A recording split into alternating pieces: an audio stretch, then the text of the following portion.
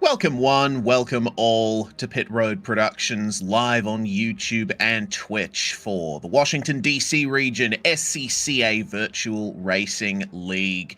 Next season starting off here at Virginia International Raceway. We got an open setup GT4 series on the cards for you here, and it's a pleasure for us to bring it to you on Pit Road Productions. My name is Reese Gardner. Daniel Zippy Salmon is alongside me in the comms box and also producing behind the scenes.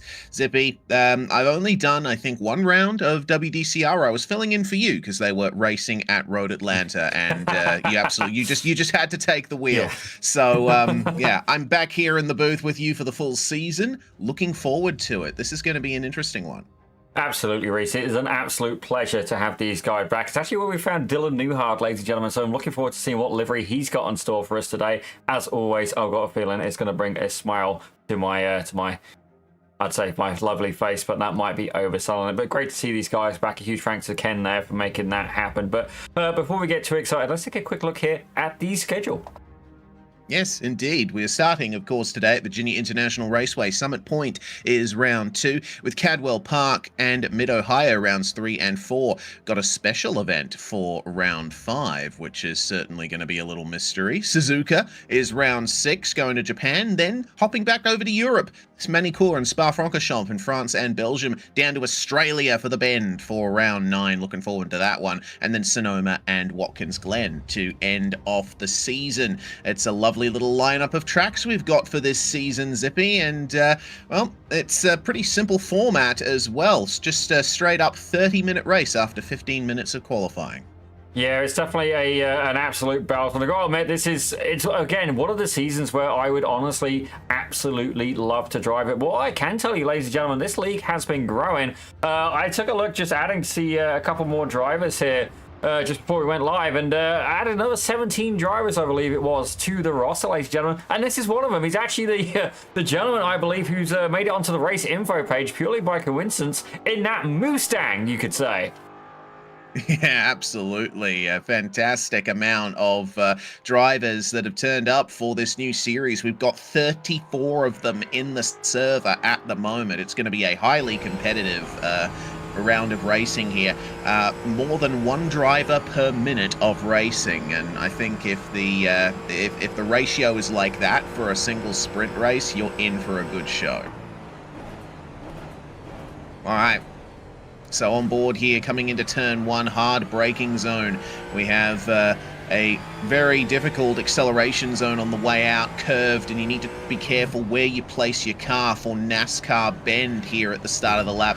Difficult to get a good line through here. You can use all of the curb and more on the outside, but sometimes it is best to just straight line it a little more and be conservative through left and right hook then and through the S's. Trying to be as flat out as you can at this point, because it is crucial to get the exit onto this short straight before the roller coaster of the S's. But they are not roller coaster corner. We'll be getting to that shortly. Flat out across the crests and through the dips, and then lifting off a dab of the brakes for the descending left-hander. Coming up to the old oak tree corner, braking through the dip and trying your best not to lose the rear end or induce understeer on your way into one of the slowest corners on the track with the most crucial acceleration zone of all. This is Madison Avenue, the back straight at Virginia International Raceway, and you get up to your highest top speed here. You got to pick up a slipstream if you want to make a pass coming up to roller coaster corner, which is coming up here. Once again, the dip is your braking point, hard on the stop pedal and down into the right hander, or up into the right hander depending on how you're looking at elevation. And keep it flat out through the left hander, then hog pen. Difficult to line up in any car, especially difficult in a GT4 where mechanical grip is king. And you need to get a little rotation on the exit and not run into the grass, because that'll ruin your lap right at the end. Down the straight we come. Virginia International Raceway is a classic American sports car racing circuit, and that is a solid lap for Trenton McMillan, who puts himself into 8th. Absolute belter of a lap, ladies and gentlemen. It's good to see some new drivers joining us here. I gotta admit, there's a couple of drivers here whose flags I honestly don't recognize yet as well. Maybe a glitch in the software, maybe not. Certainly You know, it's weird being back here for WDCR. These guys took the an extended summer off, ladies and gentlemen. But one of the things I do want to check in, actually, let's see just how many of these fellas we've got back. Because I do remember, where's he gone now? Anthony Montello. I remember him having a brother here as well, and I'm only seeing one of them, ladies and gentlemen. So hopefully we can get the other Montello brother to come back out. Let's have a quick else. Who we recognise here? Well, obviously, how could you forget DJ Alessandrini? The man is an absolute weapon behind the wheel. And I am hearing that the guy's got a national podium with Colin. That's absolutely fantastic. We've already got people back in the chat. They remember me. I do remember them getting into the go-karts. Forgive me, names and me, not necessarily my best deal. I think it may have been himself and Colin Denner, but don't hold me to it. It's either Colin Denner, and I know we had... where is it now? There was a dentist. We called the guy the dentist because he had a Listerine paint job. And I know he's in it. I don't think it was Colin Denner. I'm sure it was Mike something. My memory not so great. That mystery will be answered very soon, I'm sure. But an awful lot of Mustangs that we've got here in the server at the moment. Alessandrini leading the way in the Porsche Cayman, as expected. Yeah, plenty of Mustangs, including Dylan Newhart running in second place. We've been wondering what kind of paint he's going to have on his car this time, and it looks like... That's Ryan Reynolds. 100%. Ryan Fair Reynolds, play. of course. Lovely. All right. We'll Canada's gift to the world. For sure. I'm waiting to see if he brings some of that Deadpool energy to this next lap that he's going to set. Qualifying taking place over 15 minutes, and the drivers get 4 laps each to set their times for the grid. It looks like Newhart's lifted out there, and he might just be touring slowly around the end of this lap to prepare his tyres for one final assault on a potential pole position, but he's got a lot of time to make up to DJ Alessandrini. The gap for provisional pole is sitting at about 6.5 tenths at the moment. Alessandrini is making the agile Porsche Cayman work well around here. Oh, absolutely fantastic stuff, Reese. It's good to see Dylan back as well. He's in school now, and I'm hoping, and I keep giving him a hard time saying, make sure you keep your head in the books. Not that I have any regrets in life. Of course not, ladies and gentlemen. I only do excellence. No. Oh. It was Mike, and yes, there we go. He's back at it. He's not a tennis, ladies and gentlemen, but he's got the Listerine paint job again. Thank you very much, Colin. My memory wasn't great, but I knew we had somebody in there, and I did manage to figure out it was Mike. So that's absolutely fantastic stuff. And we're hearing Colin may have a special helmet. I do not have a helmet camera set up today, ladies and gentlemen, where we've got the GT4 cars, which I'm actually very excited about. I need to make a camera for each car, but don't worry, we will get to that. But while we do have a minute, Reese, let's take a quick look and give a shout out to some of our sponsors. Yes, of course, the Washington DC Region SCCA chapter has a lot of great sponsors that have lined up and provided their support to this sim racing league as well. OG Racing, the official motorsports safety gear and equipment supplier to the Washington DC region, staffed by racers for racers. They stock everything from helmets, driving suits, shoes and gloves, seats, data systems, and top quality brake pads from PFC, Hawk, and Rap and Paget. 35 years they've been supporting racers, and they've earned a reputation providing exceptional customer service in the industry, staffed by an expert team that ensures you have the gear you need to go fast and stay safe. Visit their 1,200 square foot warehouse in Sterling, Virginia. Since 1976, Radial Tire Company has proudly served the DC area, providing quality tires and exceptional service. They're renowned as the premier specialist in hard-to-find performance tires and wheel applications, and they stock tires from top manufacturers ranging from trucks to even sports cars and racing machines. Their mission is to maximize your vehicle's potential on the road and the track. Radial Tire Company. RP Performance, for over 30 years, has been at the heart of racing as a neighbor to Summit Point, standing out as the premier race car shop specializing in street and track Mazdas. In addition to track support and transport, RP is a full-service shop helping drivers with their racing and other track event needs. They're known for their helpful attitude and work diligently to get cars back on track, ensuring positive experience for all at all Summit Point events. They've accrued many wins and championships within various classes under the RP Performance banner.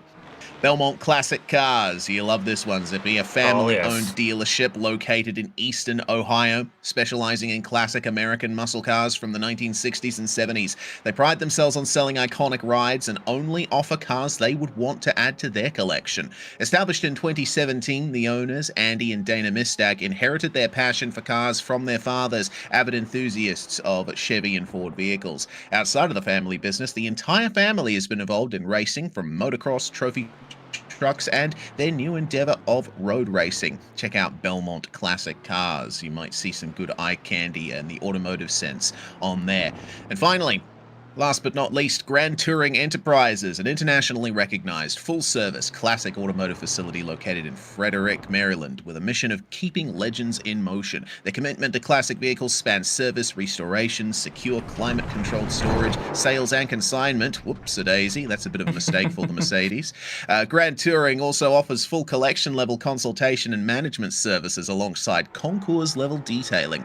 Their focus is on preserving the history and prestige of these vehicles and ensuring the driving experience is equally spectacular and authentic. Big thanks to OG Racing, Radial Tire Company, RP Performance, Belmont Classic Cars, and of course Grand Touring Enterprises for their support of the Washington DC Region SCCA, helping to make this league happen. Many of the real-world SCCA drivers from that region participating in this iRacing league, and we're looking forward to some good, clean racing around here for 30 minutes. Only 3.5 minutes left in the qualifying session, and it looks like we've had some changes up the top. Jake King in the number 5 has managed to go to P2, but still hasn't gotten anywhere closer to DJ Alessandrini. In fact, even the gap for provisional pole is even extended to 7.5 tenths of a second. So Alessandrini is looking like he is going to be hard to beat today.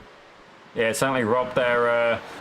Let me see here. Where's the right message here? Does Alessandrini run away with it again this season? Now, don't get me wrong. A wise man would probably bet on it, but don't get me. He doesn't attend every event.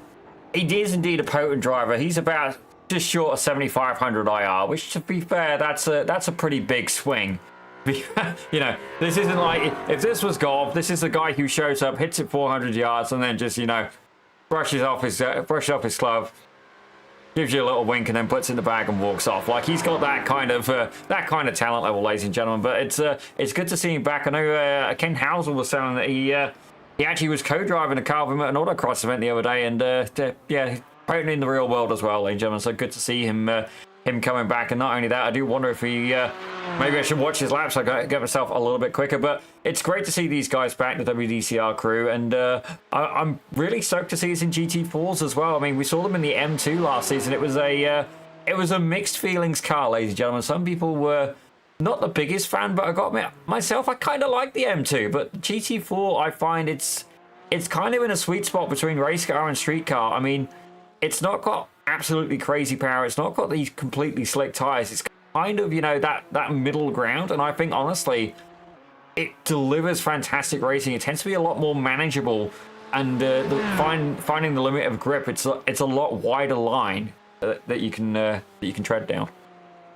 Yeah, indeed. GT4, the big feeder category for sports car racing once you decide to move beyond local club racing and MX5 Cup and all that sort of stuff. The Michelin Pilot Challenge is one that I've been watching avidly over the last couple of weeks, watching the racing throughout the year. The GT4s provide fantastic racing in the real world, and they certainly do here in the virtual world as well. The GT4 class got a pretty substantial update in the most recent season build with the addition of the Ford Mustang to the class.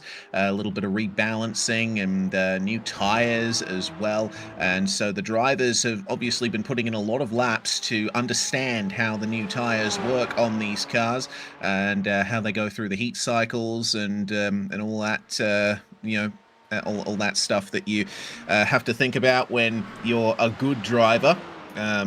I.e. not me. But in any case, looking good if you are a driver of a Porsche Cayman. The flat 4 engine is certainly providing some good power for the likes of Alessandrini at the front, and Also here for the number 88 of Will Long, who just managed to break into the top 20 in qualifying. Just a few seconds remain in the 15-minute session. I believe there will be a hard cut to the end because it is a solo session.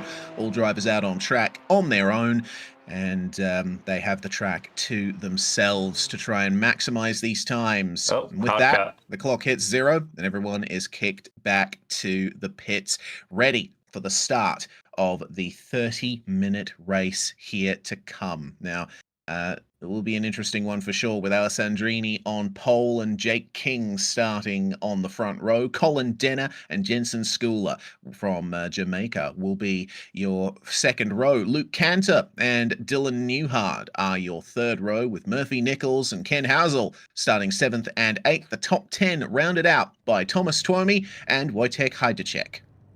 Absolutely fantastic. So we see Frans Hansen. He takes 11th in P12. You got Andrew Lunsford. Marcus Pines there in 13th, with Mike, the dentist leader, in 14th. Thomas Hafroff takes 15th with Adam Kovac. Welcome back in 16th. Chris Harp and Anthony Montello in 17th and 18th. And closing out your top 20 is Charles Miller and Will Long. Brian Carwin, we were looking at him lapping around in the qualifying session, and the Mustang starts 21st alongside Jonathan Crane, with Will Robbins and Lewis Alessi 23rd and 24th. Our 13th row, David Stern and Jason Rode. Trenton McMillian, who we rode on board with in qualifying, starts 27th alongside Raul Iriarte, with Don Manning and Kyle Lanunziata rounding out your top 30. Just a couple more cars after that. Zachariah Kovarik with Albert No there, and Jeff Barlow and Antonio Avendano Diaz will round out our field of 34 GT4 machines getting ready for the start here at VIR. First round of the WDCR SCCA Virtual Racing Series season here in winter 2025. So looking at the car count here, I'm seeing a lot of Mustangs, particularly in the top 10, but that is broken up by a Mercedes and a Cayman. It looks to me like Luke Cantor is the top Mercedes there, starting in 5th place, but tell you what, Alessandrini, as I've said a couple of times now, he has made that Cayman work, and you really get a sense of how tiny the Cayman is compared to the other cars there. The wheelbase is narrower and shorter than the Mustang for sure.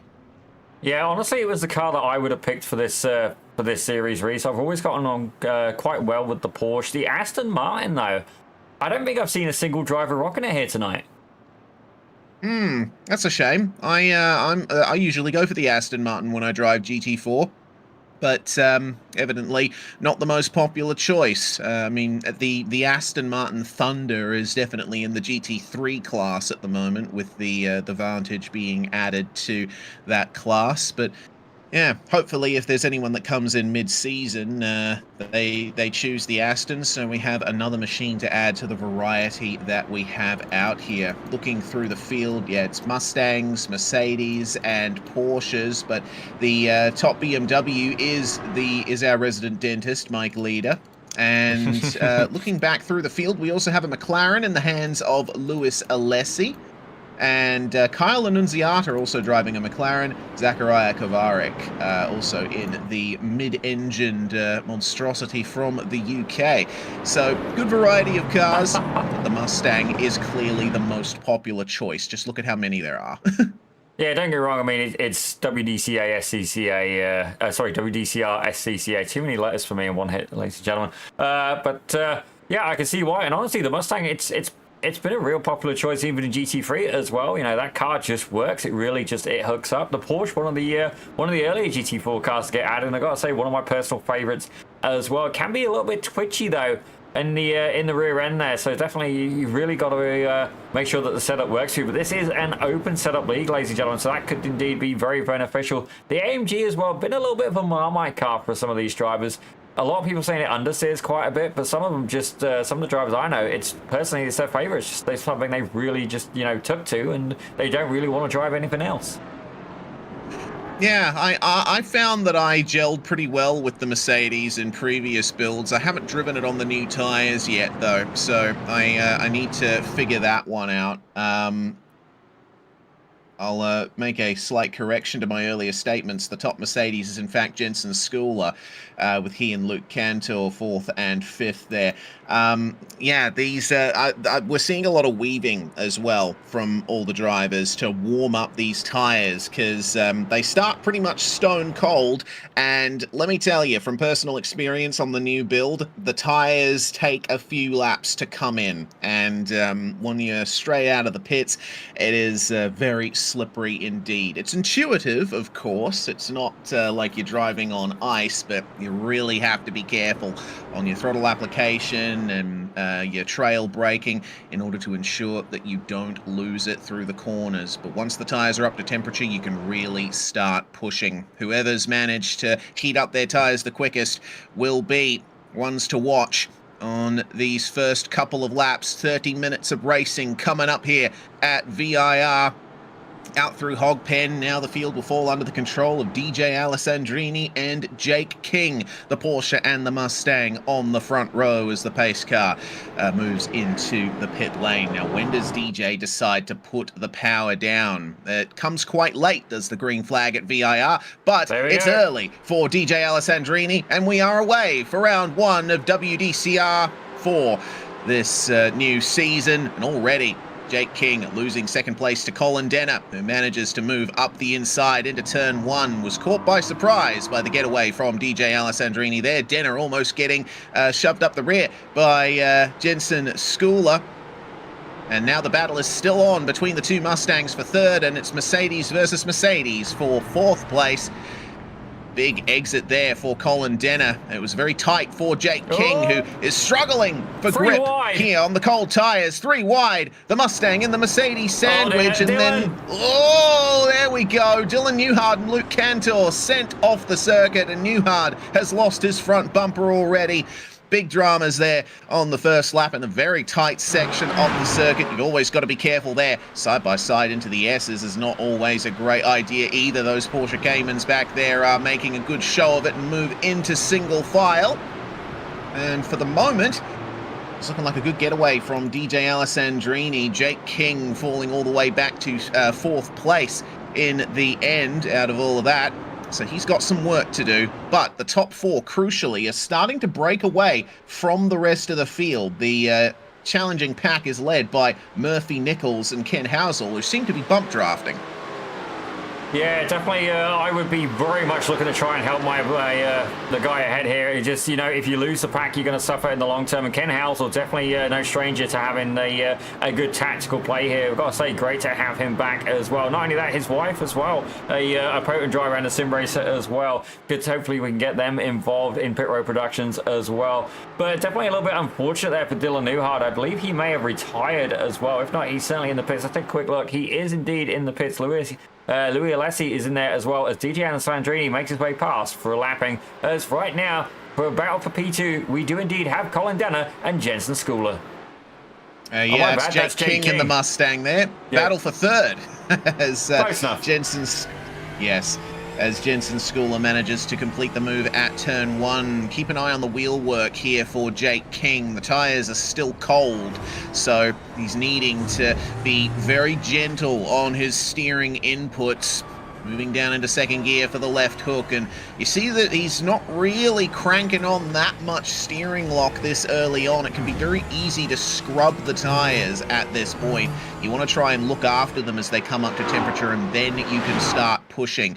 And the Mustang certainly has some good straight line speed, evidently. Both of these cars, the Mustang and the Mercedes, running naturally aspirated V8 engines, and they sound pretty similar as well, but they are very different chassis-wise, and they'll make up their speed in different ways as they go around what is called America's Nürburgring here at VIR. Wojtek Heidecek, meanwhile, having a good race. He's managed to move up a couple of positions in the top 10.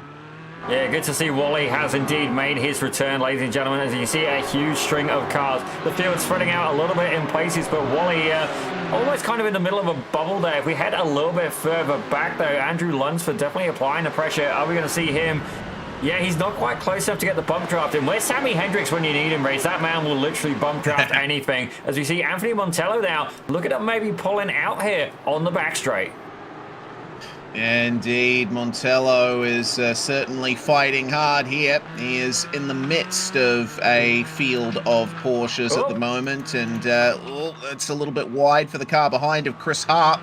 Will come under pressure from Jonathan Crane, who has also had a pretty good run. In fact, he is a contender for Hard Charger, up 5 positions, but the most positions gained in the field so far belongs to Raul Iriarte in the number 79, up 9 positions, only 2 laps in. Absolutely, Reese. I gotta say, that is an absolutely gorgeous paint job as well. As you see here, he's pretty much at the back of the pack. As I say that, he's got about a second between himself and P20 of Jason Rowe. Definitely a few new names here. As you see, he's looking to make a move there up on the inside. Not quite putting a nose in yet, but definitely applying a good amount of pressure. The Puerto Rican driver very much giving the 27 something to think about. Iriarte staring at the back of Brian Carwin and Jonathan Crane here in the Mustang and the Mercedes respectively. That's a good exit out of the S's. He managed to put the power down beautifully, but oh my god, that's Jason Road that's gone off just behind. The curbs can be brutal here, and it looks like, oh dear, on the re-entry as well, something else has gone wrong, and it looks like that might be Charles Miller potentially that made contact with him there. Slow-mo for Jason Road. You can see he was already in a little slide and the curb just exacerbated it. It's a brutal section of the racetrack. You can't afford to do anything but tiptoe through that section. Yeah, definitely a little bit unfortunate there, as I've just broke the stream. I apologize. Let's get back to live pictures. All right, we'll endeavor to do that there. Jake King still fighting here with Jensen Schooler for P3, and we will have plenty more of that to come, I am sure. A 30-minute race, and if I'm not mistaken, I do believe they'll have enough fuel to make it to the end, unless I have somehow missed that information and we have a pit stop. Zippy, can you confirm? Nope. I'm honestly not sure. It's the first round, ladies and gentlemen, and we know that I'm definitely not always the sharpest pencil in the box. Indeed, that's if they let me have a pencil. Whoa! Often it was crowns, and that was a wicked send there. Did you see that? That was Andrew Lunsford making the move on Wojtek Hajduczek to get into 8th place. That was a perfect sort of fake-out move. You saw he was on the outside in the braking zone, but he angled it perfectly and got up the inside on the way into the corner. Let's have another view of that. Slow motion on, and Wojtek Hajduczek was doing everything right defending. That's the wrong direction. But yeah, as soon as he jumps on the brakes, angles towards the inside, and I think Hajduczek was a little surprised by that, but it was still a clean move from Andrew Lunsford. Very impressive. Yeah. A little bit of a tap on the inside, but it wasn't enough to get a tizzy about, ladies and gentlemen. Let's have a little bit further back, though. Mike, not a dentist leader now. He's in the middle of this pack, trying to chase down Marcus Pine for P12. Yeah, Mike is up 1 position from where he started here and is being chased a little by Anthony Montello. There's a car off in the background there as well. So evidently not quite mistake-free, but a little bit of a sniff from the BMW there. A good exit from Marcus Pine, though. It seems that leader got a little bit too close there at the apex. You know, slow corners like that, it's all well and good if you have some good momentum on the way into the corner, but your acceleration point is the defining factor of the run down the straight to come, and Mike lost out a little bit there. But under brakes, he continues to make a run on the Mustang here. Evidently, BMW's pretty good at slowing down. Yeah, definitely. Mike Leader is indeed putting that car in places that it maybe isn't ready to go. Certainly going a little bit Star Wars on it, ladies and gentlemen, or indeed Star Trek, forgive me. And by all means, I've just been shot if I attend a Comic-Con convention. But you see, he's definitely applying a good bit of pressure. But the whole time, Anthony Montello is indeed right behind. He's bringing Adam Kovac and Chris Hart with him as well. Yeah, this is turning into a nice little battle pack. And just behind, Iriarte still trying to find his way a little bit further forward on Brian Carwin. Still up 9 places is Raul, so he should be very happy with how he's done it there. That's a good run out of turn 1, and evidently he's having some technical issues. Hopefully they don't amount to much more than that. But yeah, despite that exit from turn 1, he's not quite able to get the run he needs to pass the Mustang ahead. It's going to be a good learning experience for me, Zippy, figuring out the differences between the GT4 cars on the new build here, because while I have done a bit of driving in them, I haven't seen much racing in them. So it'll be interesting to judge how these cars match up around this circuit. And I think this is a circuit that will really show off those differences. Yeah, VIR, honestly, it's on the Princess approved track list. Ladies and gentlemen, you already know that. Road Atlanta probably being pretty high there, but VIR, one of my personal favorites, as we have the AMG Mercedes here of Luke Cantor looking to try and make his way past the Mustang of Trenton McMillan. Yeah, Cantor, unfortunately, was one of the drivers who went off on lap 1 there with Dylan Newhard, and Newhard has not re-emerged from the pit lane. But Luke Cantor has managed to get some repairs done, fallen all the way back to 21st, and he's trying to pass Trenton McMillan at the moment here. Trenton himself is up 7 places, which is quite the impressive run.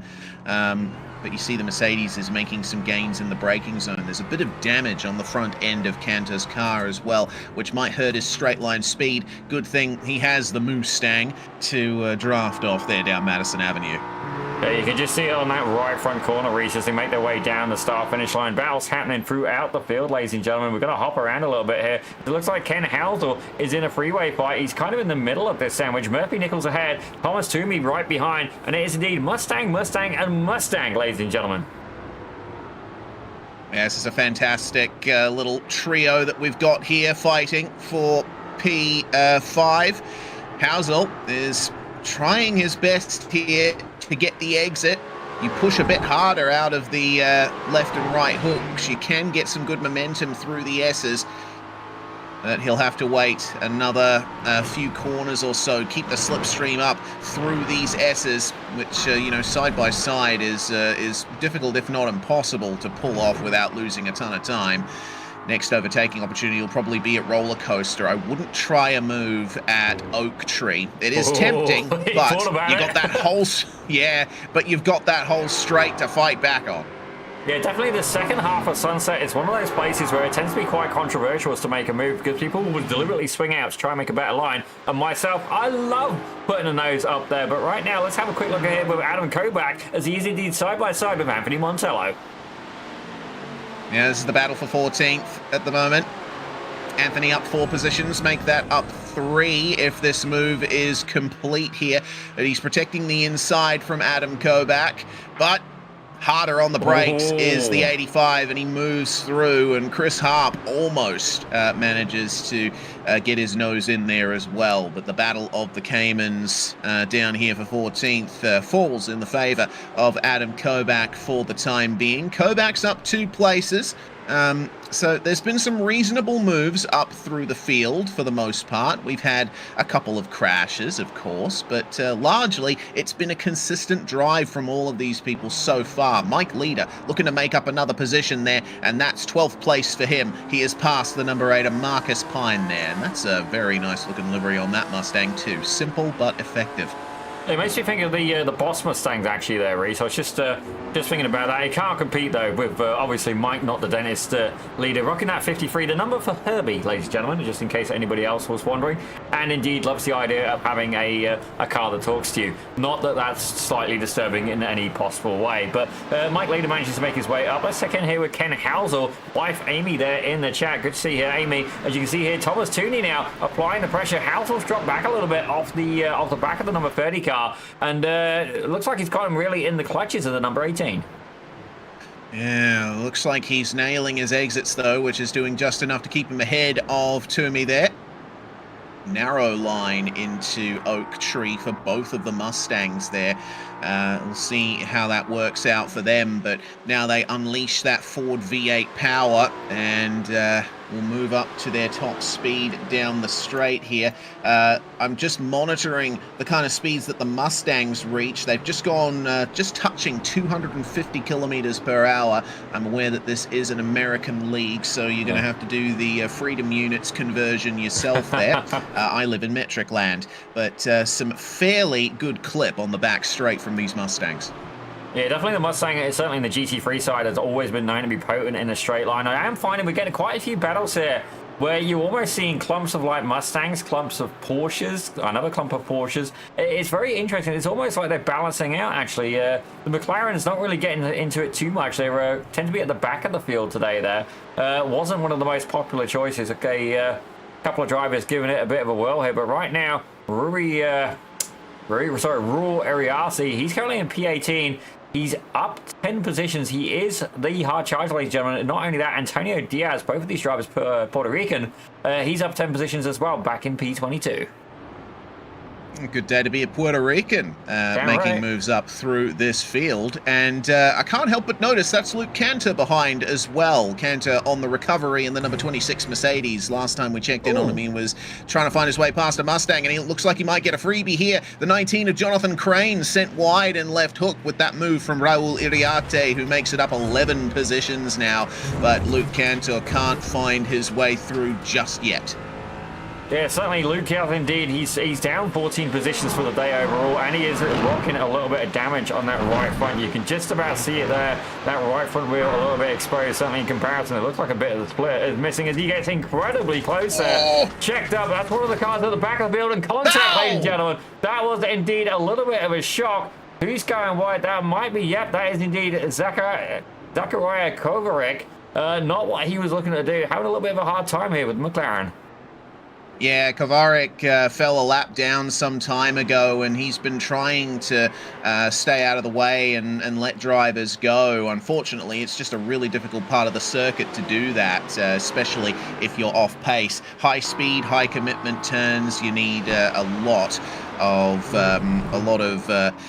care and I guess a bit of luck as well to find your way through without extra damage. So that's unfortunate for Kovarek. It's also stymied the momentum just a little bit for Luke Cantor here, who's fallen back behind Trenton McMillan, and will have to wait a couple of laps, I think, to try again on Jonathan Crane and Raul Iriarte. McMillan is keeping it nice and stable for the moment in the Mustang. He's been involved quite a bit in the action, but doing things carefully by the book, which is good to see. Moving further up to the battle, what is now for 13th, Marcus Pine. We recently saw Mike Leader find his way past him. Now he is under pressure from Adam Kobach, who recently won that battle of the Porsche Caymans we were looking at before. And, I mean, what I'm noticing from Kobach is he is majorly confident on the power. He's getting great momentum out of the corners. Yeah, certainly we have seen Marcus Pine has put up an incredible defensive game so far this evening. In theory, Kobach should be a little bit quicker here. If I have a look, though, at the best lap time, really isn't a lot to choose between it. About 5/10 of a second, so not really a lot, albeit in Kobach's favor. But obviously, Reese, we know we got let down a little bit on this one before, but why do you think I am a particular fan of this Porsche? Oh, yeah, I can see it now. Bronze wheels. Attaboy. Nice. I'm learning. Oh, have a look at this. You can see the difference in straight line speed between the Cayman and the Mustang on full display here. Marcus Pine getting his nose back ahead on the way into the braking zone, but Kobach up the inside at Roller Coaster.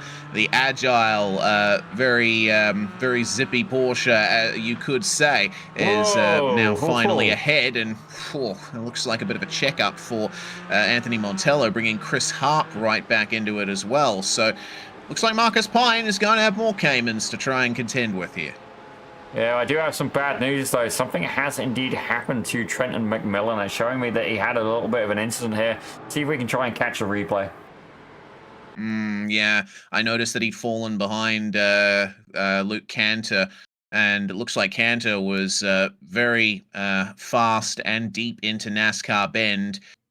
Pulls out to make the move. Now, the problem with left hook here is you got to commit to it early, and well, that's exactly what McMillan did. Unfortunately, Cantor was just alongside enough to tap his rear end.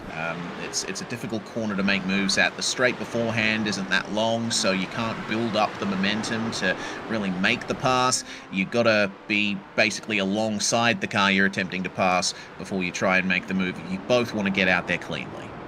Yeah, definitely, and I think maybe there's a little bit of not try-harded, that's maybe not the word, but he's going a little bit harder than perhaps he would like, is Luke Cantor, trying to make his way back up. Currently down 13 positions from where he started. A new hard charger, I say a new hard charger. Rory Uriarte's made his way up to 11 positions now overall. But this pack here of 3 Mustangs, they've been together since the start. All 3 of them are actually up 2 positions as well. So that would have been Dylan Newhart and Luke Cantor giving him them two positions. So they really haven't changed the order so far. They're just really running their own race right now. Seeing a bit of a connection issue there for Jensen Schooler, just ahead in P4. Yeah, he's been dipping in and out of the server a couple of times over the last lap. Mildly concerning. Also, this move here for Mike Leader. Thomas Lathrop and Adam Kobach now putting him under pressure. Looks like, actually, there might have been a problem for Leader. He was a bit further ahead of these guys last time we looked back at him. I'm not sure what happened, but regardless, it shall be a battle of Bavaria versus Stuttgart here in BMW versus Porsche, with, of course, a Mustang thrown in there, so chuck Detroit in as well. This is a nice little pack, and it's for 11th place, so a fair amount of points going to be on offer for this position. But oh dear, looks like okay, right, this will be interesting here. Okay, I'm not entirely sure what the deal was there, but a very slow exit for the Porsche, and potentially had to try and gather something up. That has given Mike Leader a big lead in this battle pack. Let's see how long it takes for them to close up again. Yeah, I was looking at the event log, Reese. I can't find anything for Leader, but it looks like himself and Thomas Lathrop have been going at it for a little while, and now Leader's been able to get clear and get ahead. But this pack is indeed getting spicy there. That's contact with Marcus Pine. Pine goes off. It looks like Thomas Lathrop got involved as well. Came away a little bit more unscathed, but definitely things getting dicey. Further up as well, it looks like Nichols and Toomey now going side by side. Ken Howell has been released from this pack. He has indeed.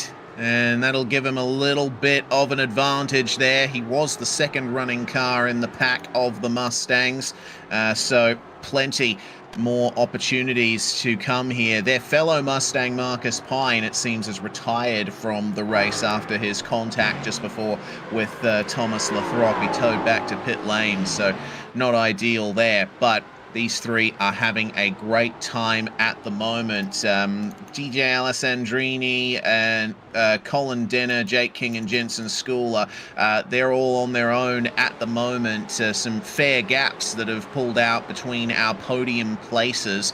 But yeah, Housel, Nichols and Toomey are certainly the ones to watch in the top 7. Well, ladies and gentlemen, I can see Dylan Newhart has appeared in the chat. Dylan, if you want to come in for a chat, buddy, in the Discord, by all means, come on in. We'll drag you in just a moment. We've got about 7.5 minutes. Wait a minute. 8.5 minutes left of this race. Zippy math at its finest, ladies and gentlemen, as we go and check in with Franz Hansen and indeed Wally, who are currently battling for P9. Yeah, Wally's having a good one here. He's back down to 9th, so he has lost a position. Andrew Lunsford made his way past him some time ago, but now Franz Hansen in the 44 is looking for a move there. He's a little bit less aggressive into this section of the circuit than Wally apparently is, so loses out ever so slightly, but he'll make up that time again, I'm sure. On the way out of Oak Tree, trails the brakes, tries to get a little bit of rotation, but not too much. You can clearly see that Wojtek Hajacek is using the extra runoff on the outside of the corners to its full advantage and gets a great exit. Should be able to stay ahead into Roller Coaster. Meanwhile, Murphy Nichols is looking to make his way back past Ken Housel here. And Housel having one of the best runs in the top 10, second best I should say, up 3 positions versus 4 positions for Andrew Lunsford in P8. So things are working out okay for now, and we are more than 2/3 of the way through the race. Still need to negotiate this fight though. He's going to have his 2 fellow Mustangs all over his rear end here into turn 1. How late do we go on the brakes? Murphy Nichols pulls out and makes the move, and there's just enough room left on the way in, but a bit of contact at the apex between the 2 Mustangs, and Nichols is back through on Housel. Yeah, I don't think Ken's going to take that lane down, Reece. Certainly he is going to try and fight back. And I don't think these guys are out to fuel save. At least if they're going to pit, we're going to find out very soon, ladies and gentlemen. Maybe it could be something that could really mix up the field a little bit there, capping the fuel tanks. But don't get me wrong, as soon as you do that, then some cars can indeed become a little bit more beneficial to choose than others. But right now, these three Mustangs, they've been going at it the entire race, ladies and gentlemen. Franz Hansen, he's still going back at it with Wally as well, fighting for P9. Battles all over the field, ladies and gentlemen. Whoa, yeah, there. Yeah. Ken Housel is pushing hard. That's one of the reasons I love that section of VIR so much. You know, corner apexes coincide. Oh, goodness. All right, let's leave that point for later, because up the inside of Oak Tree, Ken Housel goes. Murphy Nichols, I think, pushed a bit too hard into that braking zone and ran wide. So that's a move done again for Ken Housel. And we'll see how long it takes Murphy to send it back up the inside at turn 1. Meanwhile, more Mustangs further up the field. This is for second place. Colin Denner has held Jake King back this whole time, but Jake is starting to build some momentum as the race enters its final 5.5 minutes. Yeah, definitely things are starting to spice up. People are aware that we've got just over 5 minutes left to go, and indeed the temperature has been turned to the max, ladies and gentlemen. The Mustangs fighting as well. Mustangs fighting back here. It's almost spec Mustang at this point. Let's have a look at Franz Hansen a little bit further back. He's still applying pressure there to the back of Wally, who's currently in P9. Further back as well, Adam Kobach. He's giving Mike Leader a run for his money as well. Yeah, Kobach is certainly one of the drivers to watch here, as is Mike Leader. They're hoping for an incident ahead so they have a chance to get into the top 10. For the moment, the gap is just too big for either of them to really overcome in the final 5 minutes. From those onboards, you can only just see the cars ahead disappearing around the next corner, so they do need a little bit more out of this.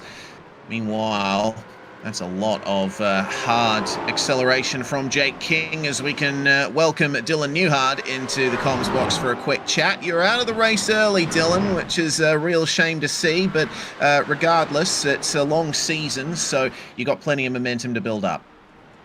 Yeah, I mean, it just looked like an unfortunate racing incident. Maybe a little bit of cold tires and a little bit of maybe you didn't see me, but it is what it is. It's all good. Yeah, it's a difficult circuit for the first round of a championship. It's narrow, it's twisty, it snakes around in a few places, so particularly on lap 1 it can be difficult to negotiate. Yeah, I mean, I did go wide in the corner behind, so if he thought I was behind him, it's all good. No hard feelings. We'll just come back at some point next week. A little bit easier. I'm a little bit better at that track, so. Yeah, much shorter circuit as well, with plenty of slipstreaming opportunity down the front straight there. Well, any other tracks that are on the schedule that jump out to you as places you might be good at, Dylan? Well, I actually haven't looked at that. I'll give you 1 second before the schedule. Yeah, it's a great schedule. We're going a bit international with this one, not just North American tracks, going to the Bend later on in the season as well, as it's side by side for 18th and 19th here. Trenton McMillan making the move on Antonio Diaz, with Stern and Robbins giving chase there. Battles all throughout the circuit here, but yes. I'm looking forward to future rounds here, Dylan. It's a wide variety of circuits we're coming to this season. Yeah, well, it's looking like I'm going to have to spend quite a bit of money this year, but Watkins Glen is probably my best track on here. All right, we'll make sure to keep an eye out for you at Watkins, especially considering the Mustang seems to be so strong on straight line speed. Thank you very much for joining us, Dylan. We'll bring the last 2.5 minutes of this race to everybody, and better luck next time. Yeah, thanks, guys. Well, looks like Ken Housel catching some air once again on the apex through the S's Zippy. He's certainly pushing hard here, proving that you don't necessarily need all 4 tires on the track at all times, but he runs wide. Yep. Yes. Yeah, you don't always have to, but sometimes you really have to. And the run into Oak Tree is one of them. Now Housel has fallen behind Nichols and Toomey as well. Andrew Lunsford has been afforded an opportunity in the Mercedes. He's now catching up to the trio of Mustangs. Could be potential to get amongst it on the final lap. Yeah, Franz Hansen as well did manage to make his way past Wally and made his way into P9 right now, but further back in the field, we got another three-way fight going. It's between Leader, Kobach, and Montello. It is indeed BMW, Porsche, and Porsche. Actually having a lot of spec battles throughout the field right now, so realistically, we got two main packs going, and it is indeed the Mustang pack further up in the field, and not only that, the pack we just mentioned there with Leader, Kobach, and Montello. Yeah, indeed. Speaking of leaders, our leader of the race has started the final lap, and I think it really says everything about the race DJ Alessandrini has had that we haven't given him any air time at all since they came out of the first corner. He's just so far ahead. He's uncatchable, and the action has all been behind him. It's been a stellar drive from DJ Alessandrini to start off the new season, but still fights to work out here in the middle of the top 10. Thomas Twomey, we ride on board with the number 30 of Murphy Nichols just up ahead. That's P5 that Thomas is chasing here. And we can't forget Ken Housel, who, despite that mistake on the previous lap, is still well in this fight. But peeking out from behind the Mustang occasionally is the Mercedes of Andrew Lunsford. Couldn't quite see him from that onboard, but he's definitely there, and he's making some big gains as they come up to Oak Tree. Keep an eye out. There's the Mercedes. He's creeping up to the back of Ken Housel as they move into Oak Tree for the final time. And we'll see who gets the slipstream, who makes the move as we build up the straight line speed. Lunsford just picking up the slipstream now off the Mustangs, but it seems that they're keeping the gap pretty equal with their straight line speed advantage. We'll have to go to our leader briefly, Zippy, because he's about to cross the line. DJ Alessandrini will get his dues, and display of sheer domination here at VIR to start off the WDCR SCCA season. Colin Denner manages to hold off Jake King for second place, a well-earned podium for the both of them, and Jensen Schooler nabs P4 ahead of that pack in which there was no position change in the final couple of corners. Murphy Nichols to P5. Housel will be wondering what might have been if he hadn't made that mistake into Oak Tree on the penultimate lap. It could have been him rounding out the top 5 there. Chris Harp will finish behind Adam Kobach and Anthony Montello in the battle for 12th place, and still some fighting going on a bit further back. Antonio Diaz, he is right in the midst of two-car packs. Stern and Robbins up ahead of him. They will work themselves out nicely with a few car lengths between them. It's looking like we're going to have 26 finishers out of 34 cars in the server, and I believe 32 starters. Albert Ngo and Jeff Barlow did not take to the start of the race. Well, one thing I can tell you is that Luke Cantor did have an accident earlier, and that absolutely wiped him out. He ended up retiring, but I got to say, what an absolutely fantastic way for a season opener, ladies and gentlemen. Beautiful racing going on throughout the session, and you know, for the most part, battles absolutely everywhere. It's been an incredible first round there, Reese. Yeah, it's been a fantastic first round of the new WDCR SCCA season. And, well, we're having a little bit of fun here on the cool-down lap as well. A little bit of extra pushing, a little bit of extra contact. From what I can see, Luke Cantor jumped into the pits and got his car repaired. It was a fresh front bumper for the Mercedes, but halfway around the lap, he just pulled over and escaped back to the pits. So a bit of a mystery as to exactly what happened to Luke Cantor.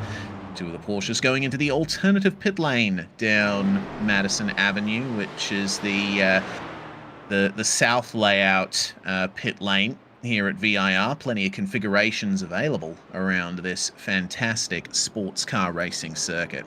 Well, that's everyone across the line, and I think that will be our opportunity to go through the results for round 1 of WDCR here at VIR. Alessandrini taking it by 15 seconds in the end over Colin Denner and Jake King.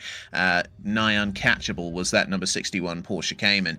So Jensen Schooler finishes where he started in 4th, and Murphy Nichols beating Twomey and Housel in the Battle of the Mustangs. Andrew Lunsford almost was a factor in that battle right at the end, with Franz Hansen and Wally Hajacek rounding at your top 10.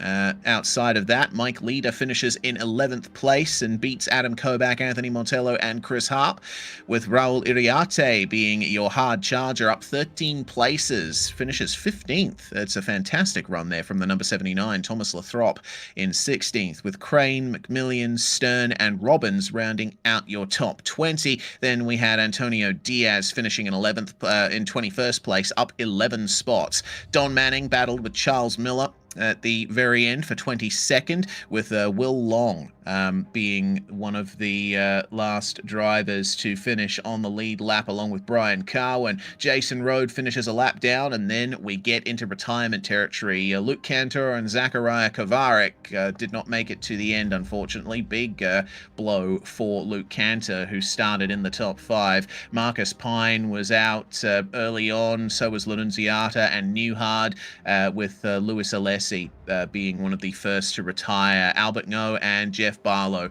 did not take to the start. So that is your field as we bring things to a close for the racing portion of the night. Hopefully we get a couple of drivers jumping in to the interview landing area so that we can have a chat about the first round of the new season, Zippy.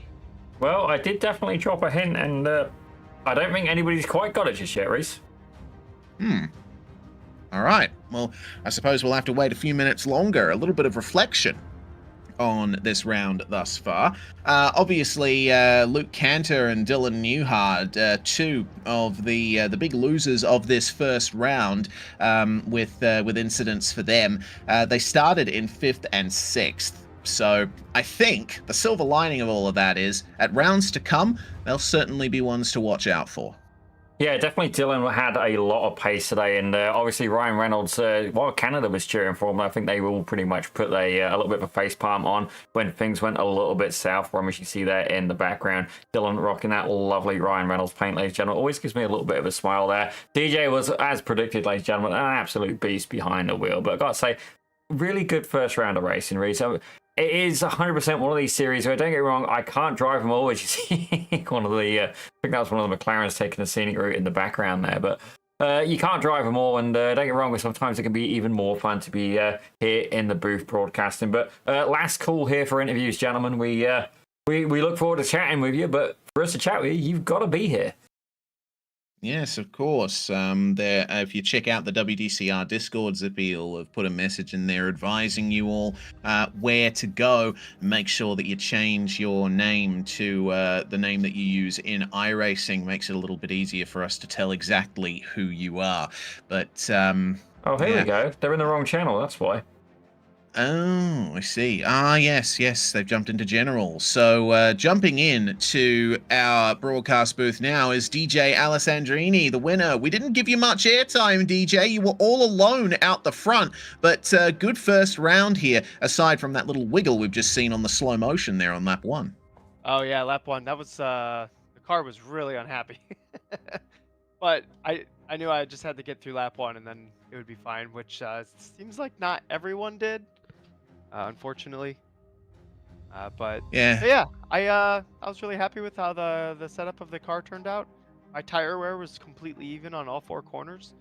The car drove the same from the beginning, except for the first lap, to the end, and I just put some laps down. It must have been a challenge, though, getting used to the new tires and balance of performance in the GT4 class. A big update to these cars with the Mustang added and the new tires in the last season build. So how much time were you putting into sort of relearning how the cars work? Honestly, not as much as you think I would. I think I probably have, like, since the update, maybe like 4 or 5 hours in driving them so far. And then 2 hours specifically in this car on this track, just trying to, because I was normally just driving the fixed setups around, so really just figuring out, like, okay, what makes the tires happy, what makes them upset, like what over the course of a stint, like how does it fall off, how does it change, can I adjust any inconsistencies or balance issues with the brake bias, like as the stint goes on. Just kind of learning where the setup windows live, and I think I ended up with something really nice. Hot tip for everyone: I think all the iRacing setups, and then especially the VRS setups, they just have way too much rake in them. So the cars might feel fine when the tires are fresh, but then the moment they wear off, the cars kind of fall off a cliff. So maybe take some ride height out of the rear and then try to end up with a balanced car from there. Well, I'll certainly take that advice in my GT4 exploits. So thanks very much for joining us, DJ. Great result here for the first round, and hopefully we're speaking to you again next week at Summit Point.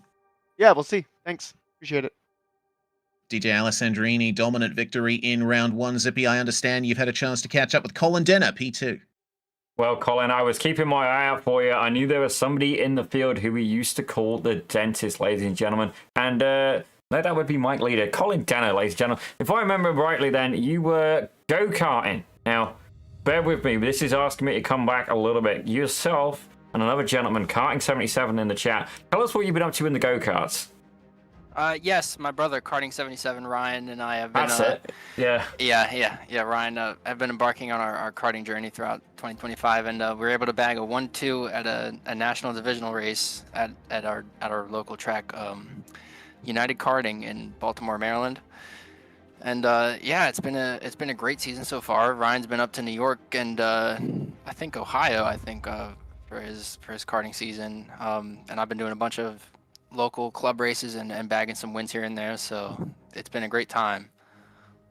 Well, definitely a very potent driver, not just in the sim, but in the go-karts as well. To be honest, was it yourself or Ryan who got the P1? So in our CKNA race, in our national race, I did win. Ryan got second, but it was very, very close at the end. He most certainly could have passed me, but I defended at the last second, and he decided not to dive bomb me. So it was people were close behind us, and it was a close race to the very end. And he was purple the whole race. He was the fastest go-kart. I led from green to checkered, but he was right there at the very end. Yeah. Well, it just goes to show, ladies and gentlemen, brotherly love can indeed mean you won't send it on somebody. Certainly, like there's a few people I've raced with who wish they were my brother in that occasion. But Colin, we are indeed going to have to let you go. An absolutely fantastic result for you. P2, very potently, ahead of some of your old rivals as well. Ken Howsell back down there in 7th as well. Definitely stuck it to Ken a little bit there. Fair play to you. But a nice P2 to start off the round. That's looking for a good season for you so far. Yeah, thank you very much. It was definitely a goal going into the season to finish ahead of these guys, and going into the first couple turns, I was able to get ahead of them, so it set me up for the good rest of the race, and I just put my head down and turned some good laps. So yeah, thank you very much. Well, ladies and gentlemen, the driver of the number 73 car, and indeed a karting star in the making, ladies and gentlemen, 2025 has been good himself. And Ryan, it's good to see you back. You do still need to tell me how big you want those stickers. I think I sent you a message. Tell me how big you want the stickers, and then that way it can make it go on your car and look pretty and stuff like that. If I send you one the size of a postage stamp, it ain't going to work. Ladies and gentlemen, Colin Denner. All right, well, that brings things to an end here for this first round of the Washington DC Region SCCA Virtual Racing Series at Virginia International Raceway. Zippy, really happy with how the first round went. A great display by DJ Alessandrini. I'm sure he'll be a title contender for sure, but will the ones chasing him be able to gain some pace before the second round comes around next week? I gotta wonder.